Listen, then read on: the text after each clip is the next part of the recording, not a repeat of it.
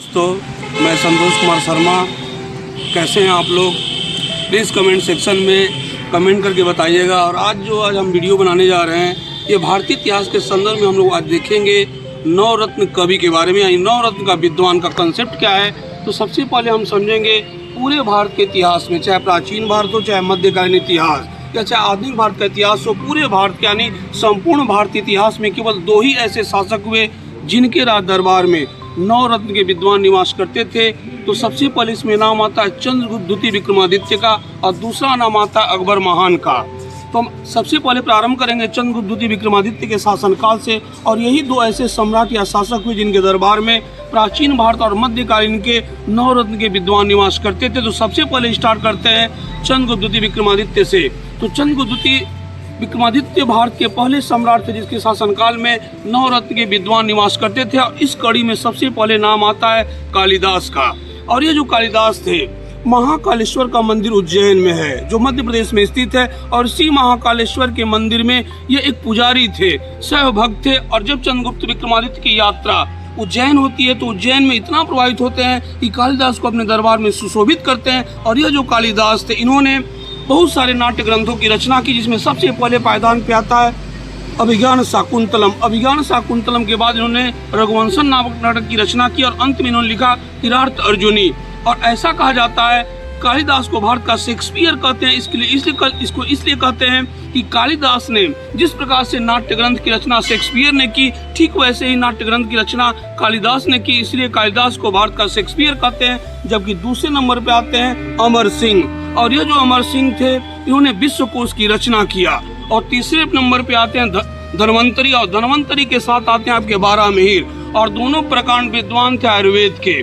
उसके बाद आपका नाम आता है संकुल का। संकुल के बाद घरपटक आते हैं। और घरपटक के बाद वरुचि आते हैं। और वरुचि के बाद एक जादूगर आते हैं, उनका नाम है बेताल भट्ट। यानी ये प्राचीन काल के बहुत ही लब्ध प्रतिष्ठित विद्वान थे। और सभी के सभी विद्वान चंद्रगुप्त विक्रमादित्य द्वितीय के शासनकाल में निवास करते थे और राज दरबार की शोभा बढ़ाते थे। अब इसके बाद हम अंतिम कड़ी को देखेंगे अकबर महान के शासनकाल में। अकबर महान के शासनकाल में नवरत्न के विद्वान निवास करते थे, जिनमें सबसे पहले नाम आता है अबुल फजल का। और यह जो अबुल फजल थे, अबुल फजल ने एक पुस्तक लिखी थी, उसका नाम है अकबरनामा। और इसी अकबरनामा के तृतीय भाग को कहते हैं आईने अकबरिया। इसके रचनाकार अबुल फजल थे। और अबू फजल के जो भाई थे, उनका नाम था फैजी। और ये जो फैजी थे, फैजी ने ही पहली बार अकबर के खुतबे को रचा था। उसके बाद आते हैं तानसेन। तानसेन के बाद आते हैं बीरबल। और बीरबल के बाद आते हैं राजा टोडरमल। और ये जो राजा टोडरमल थे, इन्होंने ही अकबर की 10 साला पद्धति को प्रारंभ किया। और राजा टोडरमल जो थे, ये जो थे वित्त मंत्री थे, यानी अकबर के वित्त मंत्री थे। इन्होंने बहुत ही सारे कार्य किए, जिसमें 10 साला पद्धति बहुत ही प्रसिद्ध है। पूरे राज्य का ये निरीक्षण करते थे और आय कैसे लेगा इस साधन को जुटाते। उनका नाम था राजा टोडरमल। और राजा टोडरमल के बाद आपके सामने आते हैं अब्दुल रहीम खाना। और ये जो अब्दुल रहीम खाना थे, इन्हीं के दरबार में निवास करते थे। उसके बाद आते हैं मुल्ला दो प्याजा। और इनका नाम मुल्ला दो प्याजा इसलिए पड़ा कि जहां भी जाते थे अपने साथ 2 प्याज लेके चलते थे, इसलिए लोग इनको मुल्ला दो प्याजा कहते थे। उसके बाद एक नाम प्रमुख से आता है हुक्का हकीम। हुक्का हकीम भी अकबर के दरबार में निवास करते थे। और ये सारे के सारे विद्वान अकबर के साथ रहते थे और पत्र पत्रिका और पुस्तकों का संपादन करते थे। उनके साथ साथ तमाम ज्ञान या विज्ञान की बात होती थी। तो यानी कहने का मतलब ये हुआ कि पूरे संपूर्ण भारत के इतिहास में 2 ही ऐसे सम्राट हुए। एक का नाम था चंद्रगुप्त द्वितीय विक्रमादित्य और दूसरे का नाम था अकबर। इन्हीं दोनों के शासनकाल में केवल नवरत्न के विद्वान निवास करते थे। तो आप एक चीज आप बताइएगा। बहुत बहुत धन्यवाद आप लोगों का।